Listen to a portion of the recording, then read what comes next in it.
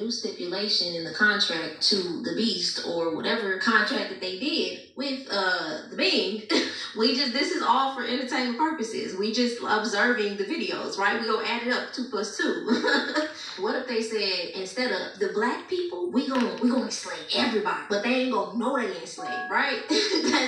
Like, you gotta think about it. When you go into court and you're trying to stop all of these entities from attacking and going and messing up the country and stuff like that, and we gotta create some type of order. Okay, you get what I'm saying? Okay. We saw that the contract didn't continue through chains, right? But it continued within the minds of people. And that's why they studied your mind. That's why the MK Ultra happened. And they did all the studying on your bodies and all of these different, and they know what things trigger certain emotions, certain foods that we eat, certain hormones, all of this stuff. Like they've been studying our bodies to kind of become a slave to your own self. The conclusions and the patterns and the breadcrumbs that's been happening so far, like with the videos that I'm seeing, it's like blowing my mind. Not blowing my mind, but it's like something that I'm kind of like remembering or unlocking within my own self, like codes. And there's more prophecies. I don't even know how to fit all of this in one video. We even got to the African prophecies that's being told right now. A man named Chris Bledsoe, who was being investigated by NASA, the Vatican, and the governments and other governments all around the world about the same thing that the African prophecy is talking about. What Elon Musk said is all of these connections have to do with CERN shutting down for 4 years. We're gonna have to slide that over into another video because this is getting too long. In my personal opinion, I don't think the biggest thing is about this 400-year contract that's up. What if there is a literal or spiritual 400-year contract that is canceling out right now? Whether we are in Revelations or we are actually living a new Bible story. The point of this video is for your own perception. My point is whether you can perceive reality with greater discernment, because the whole thing about this is the unawareness that has been becoming aware in life right now, in the reality of what we've been living in. It's hard for me to believe that there's this evil entity out there that's just been sucking off of us and sucking our energy. And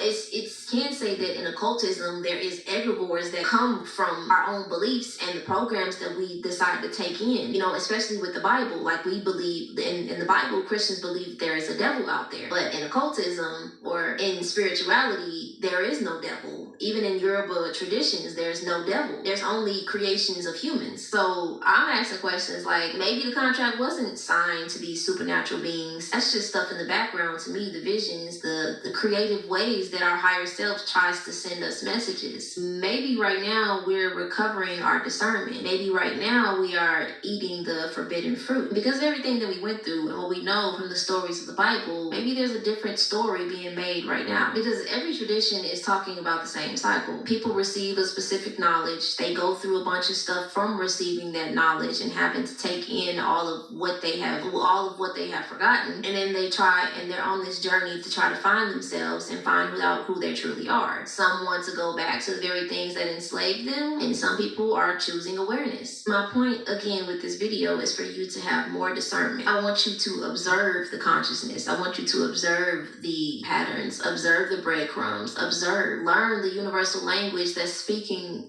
in codes through everything, everybody, every post, everything that pops up in your face. Everything is about perception to me. Everybody's perceiving things a different way, right? But from the language that I'm reading with all of this is that the prophecy is not about the end of the world. I feel it's about the end of the version of ourselves that needed the world to be asleep in order for it to function. And maybe that's the contract that's ended. This video was a little bit different because I spent a little bit more time speaking my...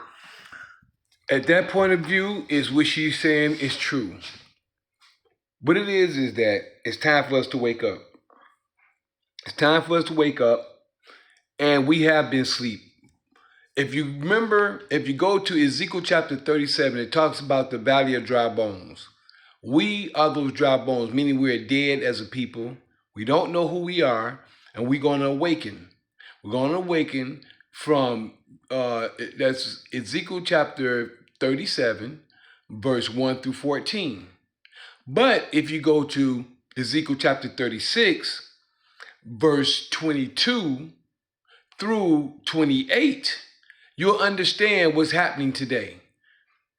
That's Ezekiel 36, verse 22 through, I'm just giving you the key points, 22 through 28. The Spirit, the Christ consciousness is going to wake us all up who is seeking the consciousness to know what you need to know.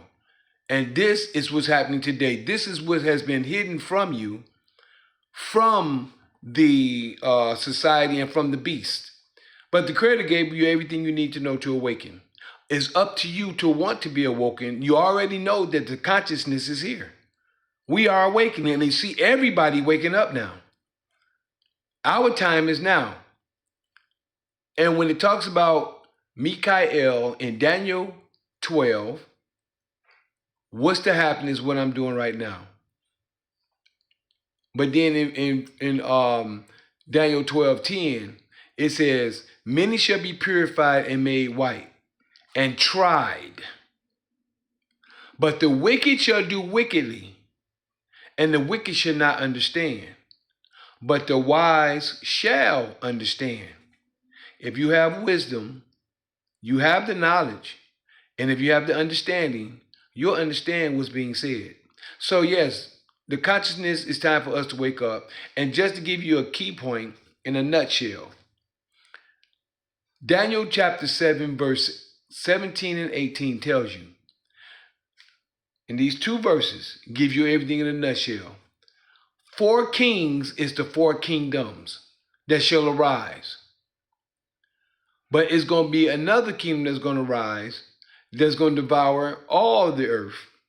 And they're going to, which is the saints, and they're going to take over the earth forever and ever. This is going to be us. We're awakening to that point now. If you don't understand prophecy, you don't understand what's happening. I'm a man of prophecy.